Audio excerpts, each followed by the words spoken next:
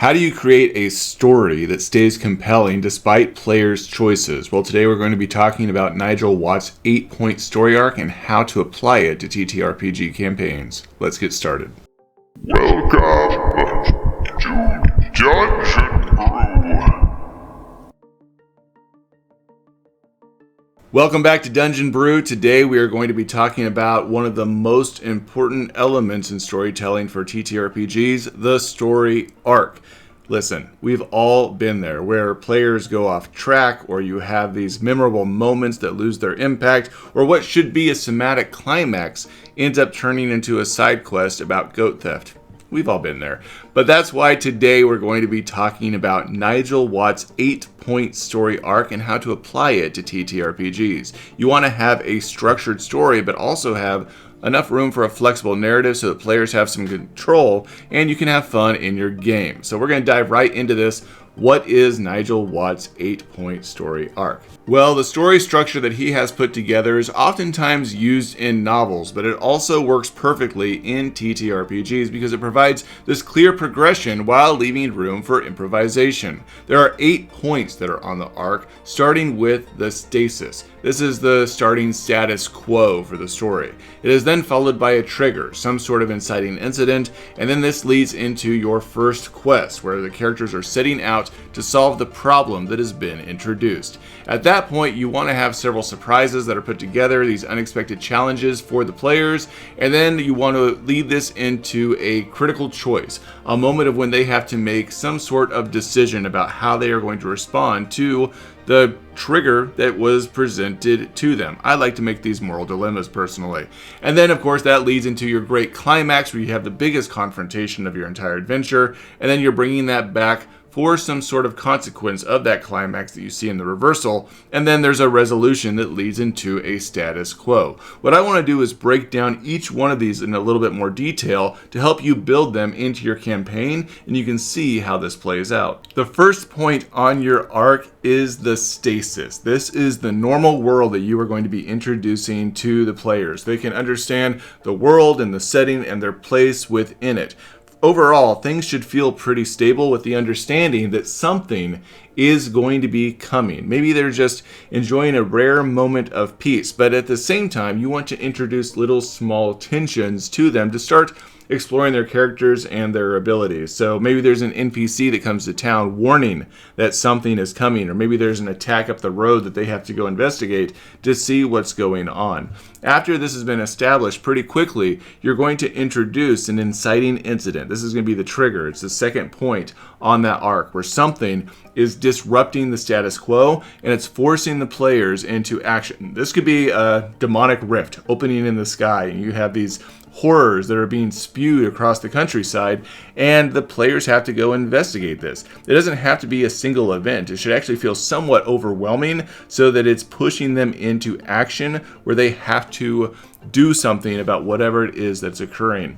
And then this is going to put you into the third point on that arc where you're looking at a quest. A goal is now going to become very clear where they themselves have to come together, work together to overcome whatever challenge is being faced. So let's say that you have this rift that's opened up, demonic horrors are flooding through. Maybe they want to close up that rift before the demon lord arrives. This should not just be like a single act. This should be the foundation of the campaign arc of them having to now go through several hurdles, through several hoops to accomplish their goal for whatever it is that they want to do. But the players should define how they want to approach the goal. Maybe it's diplomacy, maybe it's combat, maybe it's the use of powerful magic that they have to seek the source out to. Whatever the case may be, they're now going to define their goal in this third step and have a quest before them.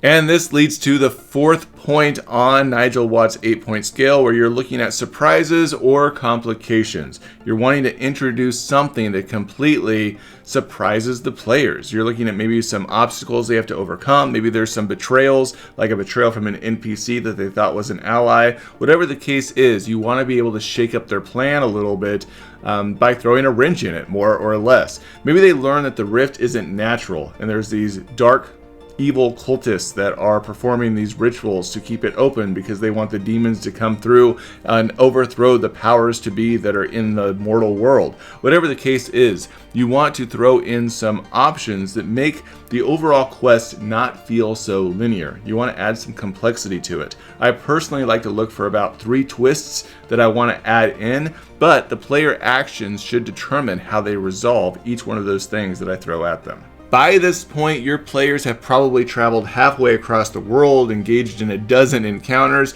and they have a clear idea of who they are as a party and what it is that they want to accomplish. And that brings you to that 5th point on the arc, which admittedly is probably my favorite. It's where you provide a critical choice, where there is a big decision made that changes everything. In fact, many times I will start my concept of a story that I want to do for a TTRPG from this point, because it is so powerful for the players to be able to make a choice that really feels real in the moment. It's something that is morally gray, where there's no answer that is clean or easy.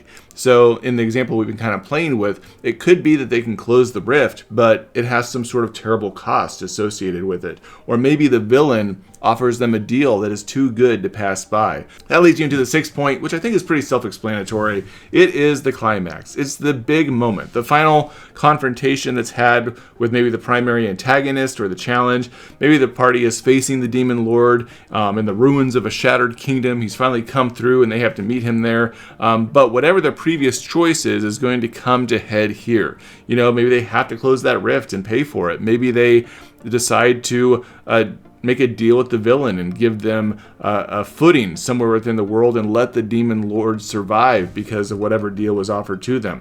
Whatever the case is, the climax should reflect whatever the party's past actions have been in their adventure so far. You know, did they ally with the cultists? Are they going to betray somebody? Are they going to stick to their path of righteousness and try to overcome all of it, no matter what the cost is, for the greater good? Whatever the case may be, that comes to head right here. Admittedly, I recognize that a lot of adventures end after the climax. Everyone packs up, their dice and they go home, but there is room for the last 2 steps of this arc with your players. One is the reversal. It's the fallout. What happens to the world based on the player's choices? Maybe the rift was sealed, but now magic has some permanent effects that occur, or there's side effects that occur throughout the world as a result of whatever choices that the players made. Whatever the case is, you have some time to maybe tie up some loose ends and have some hooks for future adventures if you choose to continue to play within this world. There's also the resolution, where you have a new normal, something that has essentially reset the status quo, where new tensions have a place to arise, but there's also a sense of closure for the adventurers. And I'll be honest, a lot of us like to sit around after an adventure and talk about who our players were, how they changed, what story was being told, what our favorite moments were, even when we've wrapped up the campaign altogether. If you are one of those folks who just thinks that this seems way too structured and it doesn't give enough room for player choices, I really want to challenge you to think about how this might create a better gaming experience around the table. Because whether you're playing a traditional game or a sandbox style game, I think that this allows for flexibility that works rather well. One of the things that I like to do is have story beats. We talked about system design and content design in the last 2 videos. One of the things that I also do is keep story beats, where I have areas already pre-made and formed with a good idea of who the NPCs are, what the laws are, what the region is like, how folks respond to choices that are being made, and then I let players decide where and when they want certain things to happen. So they may not want to travel to town A. Perhaps they choose to go to town C and D, but town A is still over there and available for them to eventually go to, and I have it completely mapped out and ready to go based on the story beats that I've created.